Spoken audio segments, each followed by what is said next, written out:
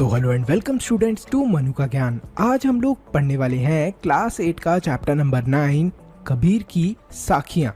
यहाँ पर कबीरदास जी कुछ इंपॉर्टेंट चीज़ें बताने की कोशिश कर रहे हैं, तो उन्हें समझ लेते हैं। जाति ना पूछो साध की, पूछ लीजिए ज्ञान, मोल करो तरवार का, पड़ा रहन दो म्यान। तो यहाँ पर कबीरदास जी क्या बताना चाह रहे हैं, अगर कोई ज्ञानी पर्सन है, सिद्ध मतलब कि कोई स्मार्ट इंसान है, बहुत ज़्यादा उसे नॉलेज है, तो आप उसकी जात पात के ऊपर मत जाओ। ये मत सोचो कि उसकी ऊंची जात है या फिर नीची जात है, क्योंकि पहले ज़माने में बहुत ही होता था कि जिन लोगों की ऊंची जात हुआ करती थी उन्हीं की बात सुनी जाती थी। तो यहाँ पर वो यही बता रहे हैं कि जाति वगैरह के ऊपर मत जाओ, ये देखो कि किसी भी इंसान के अंदर ज्ञान कितना है। दूसरी सेंटेंस के अंदर उन्होंने बताया है मोल करो तलवार का। तो यहाँ पर वो क्या बताना चाह रहे हैं कि जब भी हम लोग तलवार लेने जाते हैं तो हम लोग क्या करते हैं, तलवार का मोल करते हैं या फिर तलवार के कवर का मोल करते हैं। चलो लेट्स लीव दैट असाइड, अभी के एक एग्जांपल से लेते हैं। जब हम फ़ोन खरीदने के लिए जाते हैं तो आप किस चीज़ को देखते हो, किस चीज़ का प्राइस देखते हो, फ़ोन का प्राइस देखते हो या फिर फ़ोन के कवर का? सब बच्चों का आंसर होगा सर फ़ोन का प्राइस देखते हैं। तो वो यही बताना चाह रहे हैं कि हम लोग जब भी तलवार खरीदने जाते हैं तो हमें तलवार का मोल पूछना चाहिए, ना कि उसकी म्यान का, मतलब जो उसका कवर होता है उसका। ठीक है, नेक्स्ट।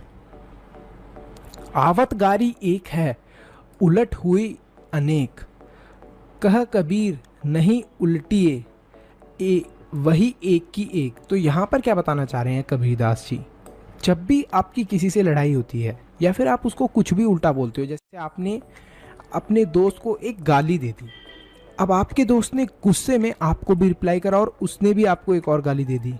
अब आपने तो एक गाली दी थी, अब आपके दोस्त ने भी एक और गाली दे दी आपको, तो कितनी गालियां हो गई टोटल?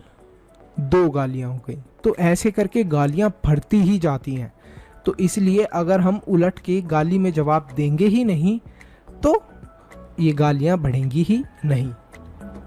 माला तूकर मैं फिरे, जीभी फिरे मुख माही, मुनवा तू दुहु दसी फिरे, यह तो सुमरन नाही। तो यहाँ पर क्या बताना चाह रहे हैं कबीरदास जी कि आपने कभी माला जपी है या फिर आपने किसी को माला जपते हुए देखा है? तो वो ये बता रहे हैं कि जब भी हम लोग माला जप रहे होते हैं, भगवान की पूजा कर रहे होते हैं, तो माला हमारे हाथ में है, वो घूम रही है, हमारी जीभ भी घूम रही है, मंत्र पढ़ रहे हैं हम भगवान का, लेकिन मन के अंदर कुछ और ही चल रहा है। जैसे मन के अंदर चल रहा है, अरे यार मैथ्स के एग्जाम में कितने नंबर आएंगे, अगर कम नंबर आए तो पापा बहुत पिटाई करने वाले हैं, काश मैम फुल मार्क्स दे दें, गलती से दे दें मैम नंबर। ये सारी चीज़ें हमारे दिमाग के अंदर चल रही होती हैं, जबकि हमें क्या करना चाहिए, भगवान के नाम के ऊपर या भगवान के ऊपर कॉन्सेंट्रेट करना चाहिए। कबीर घास ना नीदिए, जो पाऊ तली होई, उड़ी पड़े जब आँख में, खारी दुहेली होए। तो यहाँ पर क्या बताना चाह रहे हैं, यहाँ पर कबीरदास जी ये बोलना चाह रहे हैं कि आपने कभी घास देखी है? तो जो छोटी छोटी घास होती है, हम लोग क्या सोचते हैं कि इसको तो काटने की ज़रूरत नहीं, क्या हमारे ऊपर, क्या हमें नुकसान पहुंचाने वाली है।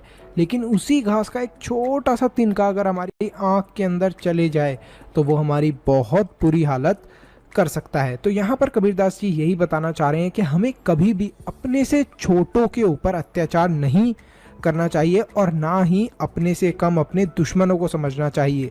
तो यहाँ पर बहुत अच्छी बात बताई है कबीरदास जी ने। जग में बैरी कोई नहीं, जो मन शीतल होए, या आपा को डारी दे, दया करे सब कोई। तो यहाँ पर कबीर जी ये बताना चाह रहे हैं कि जिसका मन शीतल है, जैसे हमारे मन के अंदर क्या क्या चीजें आती है कि अरे यार मेरे दोस्त ने मुझे ये बोल दिया, अब तो मैं उससे ही बदला लूंगा, इन मैम ने मुझे कम नंबर दिए हैं, जरूर इनसे भी मैं बदला लूंगा। तो हमारे अंदर बदले की भावनाएं आती हैं, लड़ाई झगड़े की भावनाएं आती हैं। लेकिन जिसका दिमाग शांत है उसका कोई भी बैरी या फिर कोई भी दुश्मन नहीं हो सकता, ये बताना चाह रहे हैं कबीरदास जी। और यहाँ पर ये भी बता रहे हैं कि अगर हमारा दिमाग शांत होगा तो हम लोग हर किसी की मदद कर सकेंगे और हर कोई हमारे ऊपर दया करेगा और हम हर किसी के साथ मिलजुल के रह सकेंगे। तो यहीं पर ये जो हमारे कबीर की साखियाँ हैं ये ख़त्म होती हैं। बहुत ही इंटरेस्टिंग और बहुत ही अच्छी लगी। क्या आप लोगों को ये अच्छी लगी या फिर नहीं लगी?